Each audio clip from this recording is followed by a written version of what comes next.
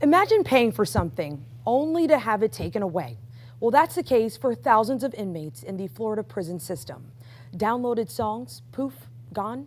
Some of those on the inside tell me few people really care about this because, quite frankly, they're prisoners. I wore it all the time.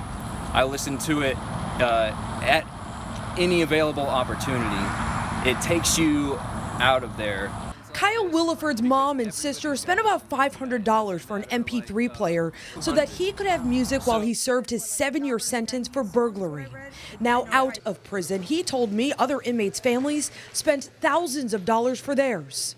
It's kind of like what I went to prison for, taking something that was not mine, something else that somebody bought. Now the Florida Department of Corrections says inmates will have to return their players and will lose the music they already paid for because they can't transfer it to the new devices. You see, FDC ended its deal with Access Corrections and started a new one with JPay. Each MP3 or MP4 player sold for about $100 and each downloaded song for $1.70. In all, about 30,000 players were sold and 6.7 million songs were downloaded. That's about $11.3 million worth of music. Carrie Calhoun doesn't know how she's going to be able to afford getting a new device and all new music for her husband, who's serving 10 years. Carrie is hearing impaired. My husband be not come to tonight.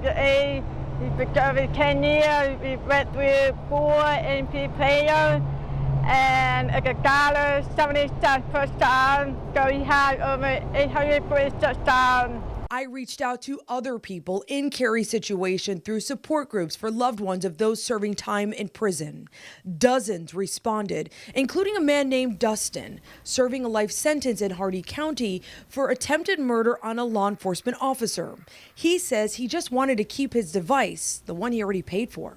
They're going to give us a free one of their smaller devices or half off on one of their larger devices and a $10 credit. That's not just compensation. I mean, you got 2,500 songs and you're going to get $10. They're missing the big picture. That device belongs to me. That device belongs to the inmate. It's not one company's device or another company's device. I'm not renting this device. I purchased this device. It's mine. The Department of Corrections has collected $1.4 million in commissions on each song downloaded and other related sales since July 2011. That money was then passed along to the state general revenue. The Department of Corrections says inmates have the option to have their players sent to a non-prison address. So they'll have that music collection, that is, if and when they're released.